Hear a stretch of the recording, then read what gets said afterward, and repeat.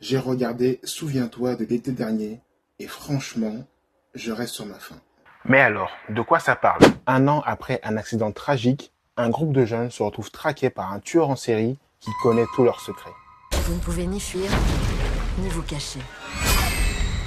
Arrêtez-le, avant qu'il vous tue.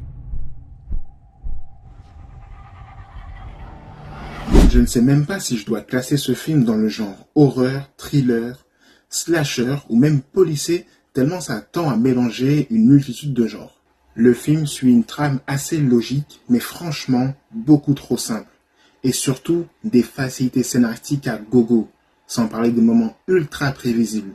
Sérieusement, combien de fois il faut vous le dire, ne jamais rester seul quand on sait qu'un tueur rôde. Bon après, en même temps, on ne peut pas leur en vouloir, ce genre de scène, ça fait partie de l'ADN des films d'horreur, slasher et tout ce que vous voulez, c'est normal. Mais des fois, ça devient même agaçant. Il y a un tueur qui est là, ne reste pas seul, c'est logique. Petit fait intéressant, ce film n'arrive pas de nulle part, comme j'aurais pu le penser, parce que je ne sais pas vous, mais moi j'ai vu aucune communication sur ce film. Vraiment, j'en ai entendu parler par hasard. C'est en réalité une suite indirecte à la trilogie sortie entre 1997 et 2006. Une sorte de soft reboot séquel, enfin, à vous de vous faire vos propres avis là-dessus. Perso, je ne le savais même pas. Je m'en suis rendu compte pendant le visionnage. Mais rassurez-vous, ça n'empêche pas de comprendre l'histoire. Côté acteur, ça passe, mais sans plus. On retrouve Madeline Klein, clairement moins bonne que dans la série Outer Banks, faut pas se le cacher. D'autres acteurs sont à l'affiche comme Chase Sue Wonders, Tariq Waiters et la grosse surprise, le retour de Jennifer Love Hewitt. Et là, c'était sympa de la revoir.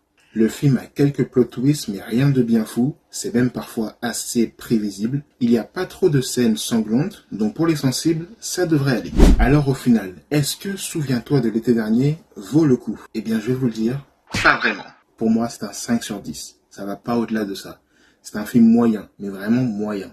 Si vous avez vu ce film, n'hésitez pas à me le dire juste ici là, en commentaire, j'aimerais avoir ton avis. En tout cas, si mon contenu te plaît, n'hésite pas à liker, à t'abonner et à partager cette vidéo. Et moi je te dis, en ouaille.